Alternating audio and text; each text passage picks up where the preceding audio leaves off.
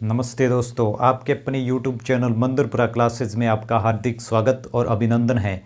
कैसे हैं आप सब? उम्मीद करता हूं अच्छे होंगे, स्वस्थ होंगे और अपनी पढ़ाई में व्यस्त होंगे। तो आज की इस कक्षा में हम सीखेंगे रैखिक युग्म समीकरण को हल करने की ग्राफीय विधि, क्योंकि कक्षा 10 के बोर्ड एग्जाम में 4 अंक का क्वेश्चन ग्राफीय विधि से हल करने के लिए ज़रूर पूछा जाता है दोस्तों। तो कक्षा को एक बार लाइक कर दीजिए और अपने साथियों के साथ ज़्यादा से ज़्यादा शेयर भी कर दीजिए। तो चलिए आज की कक्षा हम शुरू करते हैं। हमें इस प्रकार से दो समीकरण दिए हुए मिलेंगे, इन्हें ग्राफीय विधि से हमें सोल्व करना है।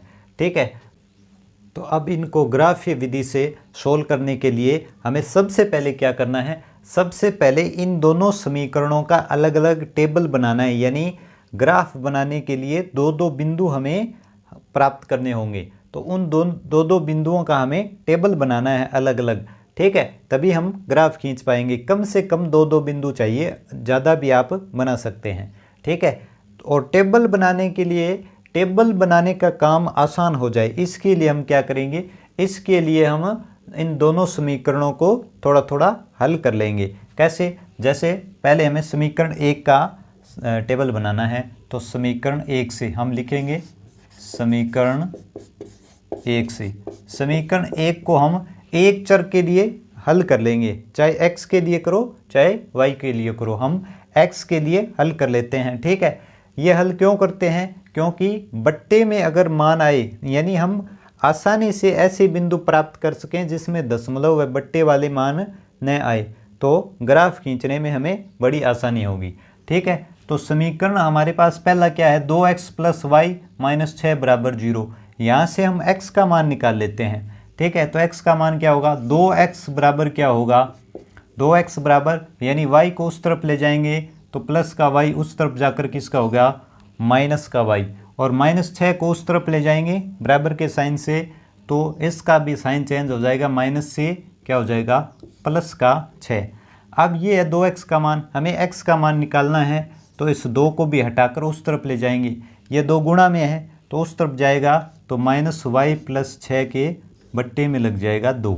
ये हमारे पास क्या आ गया? x का मान आ गया। ठीक है, ये समीकरण 1 से हमारे पास क्या आ गया?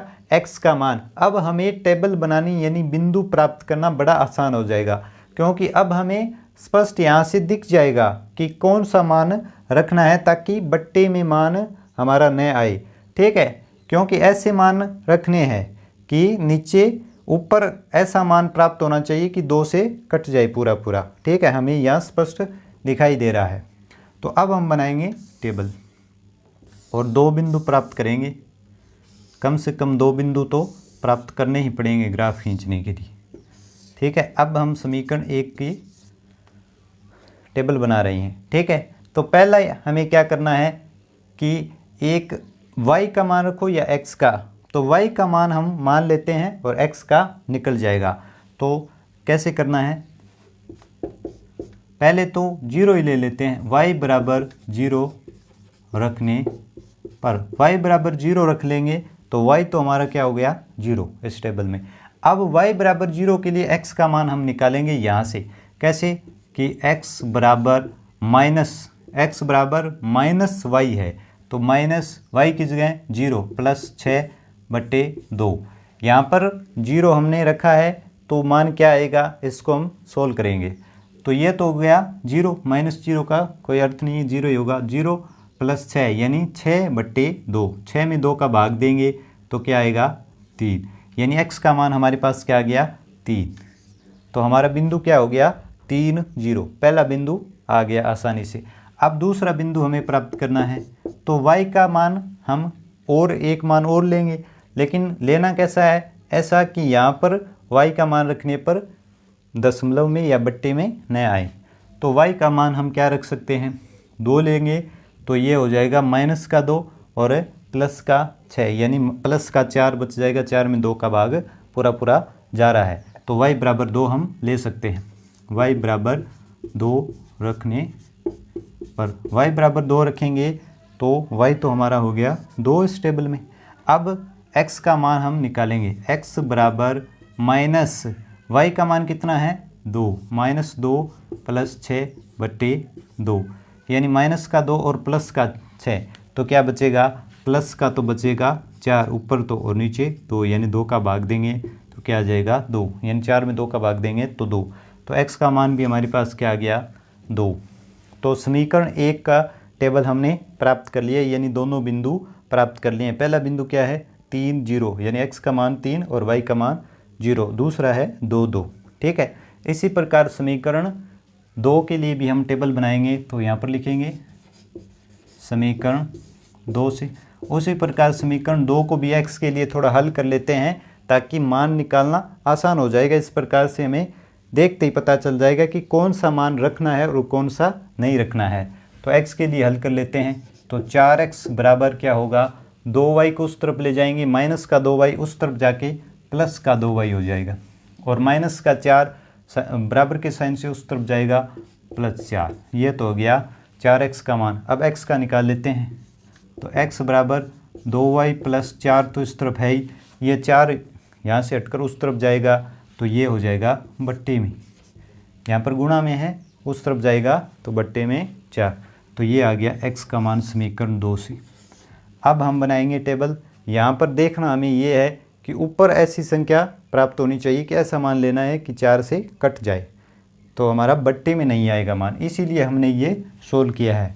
वरना तो हम सीधे ही मान रख सकते हैं समीकरण में, लेकिन यहाँ से आसान हो जाएगा। अब बनाएंगे इसकी टेबल, ठीक है।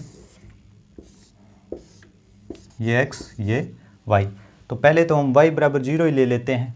पहला बिंदु हमारा क्या है, y बराबर 0 रखने पर, y बराबर 0 रखने पर, तो y की जगह तो हमने क्या रख दिया 0, और y बराबर 0 रखने पर x का मान क्या आता है वो हमें निकालना है।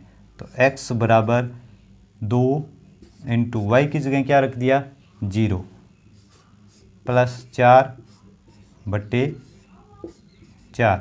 अब 2 इंटू 0 करेंगे, ये तो क्या हो जाएगा 0 और +4, यानी ये तो 0 है, यानी 4 में 4 का भाग देना है। ये तो 0 हो गया, 4 बट्टे 4, यानी 4 में 4 का भाग देंगे तो क्या आ जाएगा 1, यानी x का मान क्या आ गया 1। तो बिंदु हमारा क्या हो गया 1 0।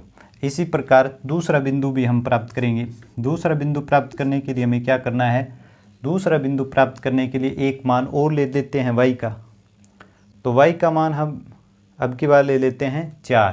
क्या ले लेते हैं 4, क्योंकि 4 रखेंगे तो 4 इंटू 2 8, 8 + 4 12, और 12 में 4 का भाग जा रहा है, यानी ऊपर ऐसा मान आना चाहिए कि 4 का भाग जाए, वो ही मान हमें लेना है।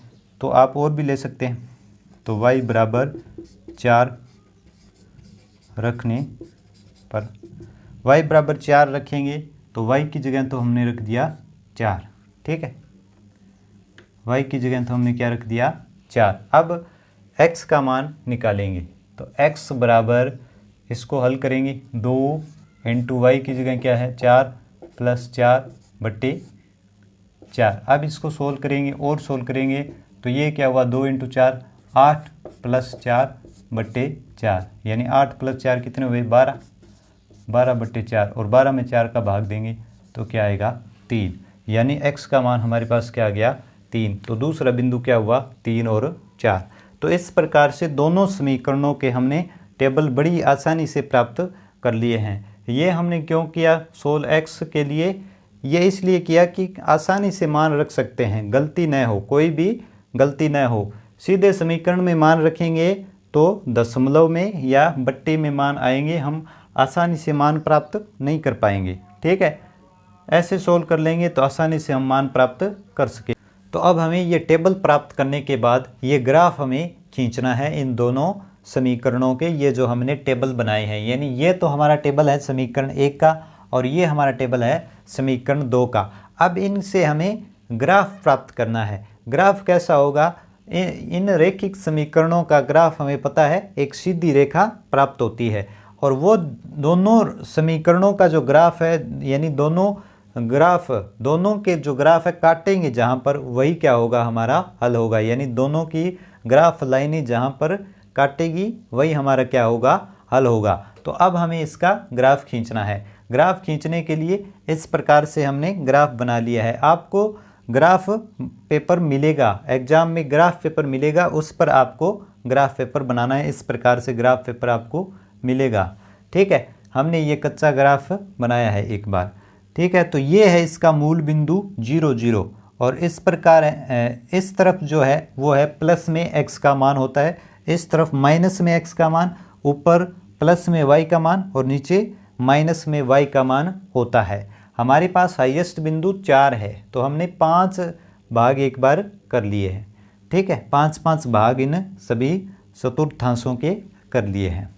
ठीक है, अब हमें पहले हम समीकरण 1 का ग्राफ खींचेंगे, यानी समीकरण 1 को इस ग्राफ पेपर पर दर्शाएंगे। तो पहला बिंदु हमारा क्या है 3 0, यानी x का मान +3 और y का मान 0। तो x का मान प्लस में किस तरफ होता है, इस तरफ, और कितना है 3, तो 1 2 3 यानी यहाँ पर। ठीक है, तो x का मान तो ये हो गया और y का मान क्या है 0। y का मान 0 x अक्ष के ऊपर ही होता है, यानी x अक्ष के ऊपर, यानी यहीं पर ही होगा। तो यही बिंदु हमारा क्या होगा 3 0, ये बिंदु हमारा क्या है 3 0। अब दूसरा बिंदु क्या है 2 2, यानी x का मान भी 2, प्लस में 2 1 2, ये हो गया x का मान, तो ये हो गया हमारे पास 2, और y का मान भी 2, तो y का मान 2। इस तरफ से इसको हम दोनों तरफ से मिलाएंगे तो ये हमें प्राप्त हो जाएगा बिंदु 2 2। कौन सा बिंदु है ये 2 2। और अब इन दोनों बिंदुओं को हम क्या करेंगे स्केल से बड़ी सावधानी से मिलाएंगे। ठीक है, स्केल से इनको मिलाएंगे तो इस प्रकार से हमें एक लाइन प्राप्त हो जाएगी। स्केल से मिलाना है बड़ी सावधानी से आपको, और ये लाइन ही क्या है इस समीकरण नंबर 1 का, यानी 2x + y - 6 = 0 का क्या है ये ग्राफ है। किसका ग्राफ है हम यहाँ पर लिख देंगे 2x + y - 6 = 0। इसको ये रिप्रेजेंट कर रही है ये लाइन इस पहले समीकरण को। ठीक है, अब इसी प्रकार दूसरे समीकरण का भी हमें यानी ग्राफ प्राप्त करना है, ये लाइन प्राप्त करनी है इस ग्राफ पेपर पर। तो इसका पहला बिंदु क्या है 1 0, यानी x का मान क्या है 1 प्लस में, तो ये रहा। ठीक है, और y का मान क्या है 0, तो y का मान 0 तो यहीं पर ही होगा, x अक्ष के ऊपर ही, तो बिंदु हमारा क्या होगा यही होगा। ठीक है, तो पहला बिंदु यानी 1 0 ये होगा हमारा। ठीक है, दूसरा बिंदु हमें दर्शाना है 3 4। कौन सा है 3 4, तो x का मान तो कितना होना चाहिए 3, यानी 1 2 3, यानी यहीं पर, और y का मान अब की बार क्या है 4 है, तो 4 y का मान प्लस में यहाँ पर है, यानी इन दोनों बिंदुओं को ऐसे हमें मिलाना है, यानी ये यहाँ पर आएगा, लगभग यहाँ पर ये बिंदु हमारा आ जाएगा 3 4। अब ये दोनों बिंदु ये और ये, इन दोनों बिंदुओं को हमें स्केल से मिलाना है, तो दूसरे समीकरण का भी हमारे पास क्या आ जाएगा ग्राफ लाइन आ जाएगा।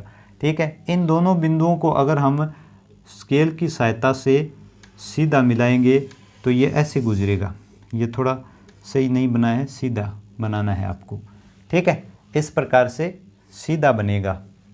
ठीक है, और यहाँ पर आपको दर्शा देना है, लिख भी देना है कि ये कौन से समीकरण का ग्राफ है 4x - 2y - 4 = 0 को रिप्रेजेंट करने वाली ये लाइन है। अब हमें इनका हल प्राप्त करना है। हल क्या होता है, जहाँ पर ये दोनों लाइनें काटती है वही बिंदु हमारा क्या होता है हल बिंदु होता है। तो ये लाइन कहाँ पर काट रही है इस बिंदु पर, ये हमारा क्या है हल है। ये बिंदु कौन सा है 2 2, कौन सा बिंदु है 2 2, ये क्या है हल है। इसका अर्थ क्या है, यानी x का मान भी 2 और y का मान भी 2, यानी x बराबर भी 2 और y बराबर भी 2 इस समीकरण का क्या है हमारा हल होगा। तो इस प्रकार से ग्राफीय विधि से हमें रैखिक समीकरण युग्म को हल करना है। ठीक है, उम्मीद है आपको समझ में आया होगा। अगर आपने अभी तक कक्षा को लाइक नहीं किया है तो लाइक ज़रूर कर दीजिए और चैनल को सब्सक्राइब करना न भूलें दोस्तों। थैंक यू, मिलते हैं अगली कक्षा में।